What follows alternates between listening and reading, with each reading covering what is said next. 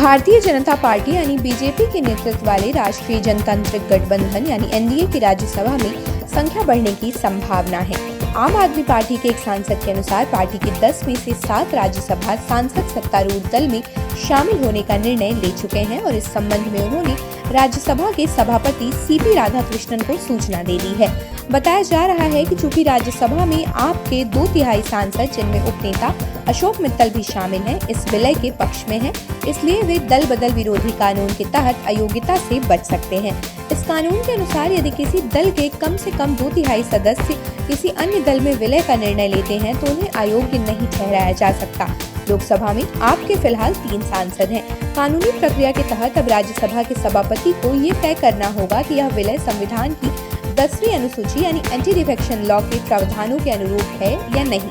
वर्तमान में बीजेपी के पास राज्यसभा में 106 सदस्य हैं, जबकि एनडीए की कुल संख्या 141, जिसमें 7 नामित सदस्य भी शामिल हैं।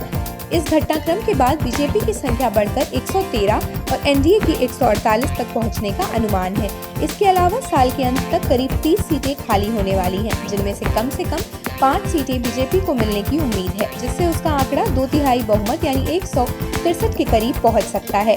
राज्यसभा में आपके पूर्व उपनेता राघव चड्ढा ने मीडिया से कहा कि पार्टी के 2/3 सांसदों ने संवैधानिक प्रावधानों का उपयोग करते हुए बीजेपी में विलय का फैसला किया है। उनके अनुसार 7 सांसदों ने इस संबंध में पत्र पर हस्ताक्षर कर सभापति को सौंप दिया है।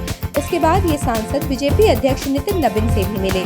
वहीं आपके नेता संजय सिंह ने सोशल मीडिया प्लेटफॉर्म एक्स पर कहा कि वह सभापति को पत्र लिखकर राघव चड्ढा, अशोक मित्तल और संदीप पाठक को अयोग्य घोषित करने की मांग करेंगे, क्योंकि उनका बीजेपी में जाना मूल पार्टी की सदस्यता छोड़ने के समान है, जो संविधान की 10वीं अनुसूची के तहत आता है। पूर्व लोकसभा महासचिव पीडीटी आचार्य के अनुसार यदि आपका कोई अन्य गुट या दावा करता है कि 2/3 सदस्य उनके साथ नहीं हैं और अयोग्यता की मांग करता है, तो अंतिम निर्णय सभापति को लेना होगा। फिलहाल राज्यसभा में आम आदमी पार्टी के 2/3 सांसदों के विलय के कारण उन्हें अयोग्यता से सुरक्षा मिलती दिख रही है।